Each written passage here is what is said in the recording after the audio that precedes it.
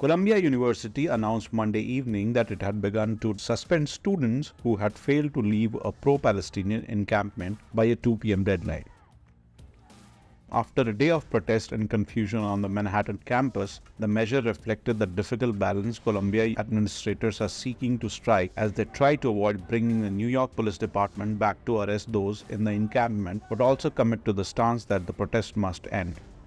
Students in the encampment, along with hundreds of protesters, had spent a tense afternoon rallying around the site in a show of force meant to deter the removal of its tents. But by 4 p.m., with no sign of police action, most of the protesters had begun to disperse, leaving what appeared to be several dozen students and about 80 tents inside the encampment. It's bullshit. They keep giving us deadlines every single day. And they tell us we're gonna come tonight, we're gonna come tonight, we're gonna come tomorrow. They're just tiring us out. And we were threatened to basically that we'd be suspended or we leave. Obviously, no one here has left. And everyone here is willing to put everything on the line for it.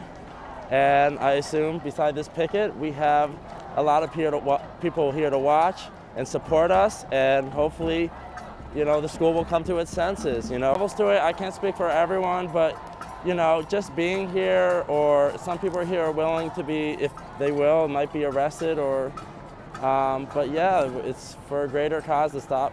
Well, I'll be honest, we've all been kind of expecting something like this to happen for a while. This is not any new news. A lot of people have been feeling very insecure because of a number of deadlines. It's finals week. Everyone is still working on their finals. I still have finals to do. But at the end of the day, school is temporary. We're all here as intelligent people who have, autonomy, and we have a lot of privilege in being able to stand up and do what we love and protect the people and communities that we think deserve protection and that are deserving of our time. So, yeah, a very powerful experience because we have the ability to sit here of our own will. We are not in the same position as the people being genocided right now in Palestine. All of the Palestinians they're not participating because of their own free will, unfortunately. That's the reality, and so because we are able to enact our own free will and we have that autonomy right now, it is our privilege and our blessing to be able to do that for one another as well. Just outside, about a dozen faculty in yellow and orange safety vests also stayed behind, with several saying that they plan to remain overnight to make sure the students' right to protest was respected. Columbia's move appeared to be an effort to get the nearly 2-week-old encampment to peter out gradually before the university's May 15 graduation, rather than to root it out with force, a step that administrators fear will incite more protest.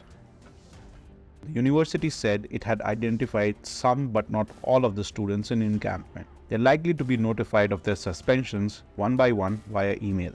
According to the university, only the students who remained in the encampment after 2 p.m. would face immediate suspension, not the hundreds of others who came during the afternoon to encircle the camp to protect it and show their support.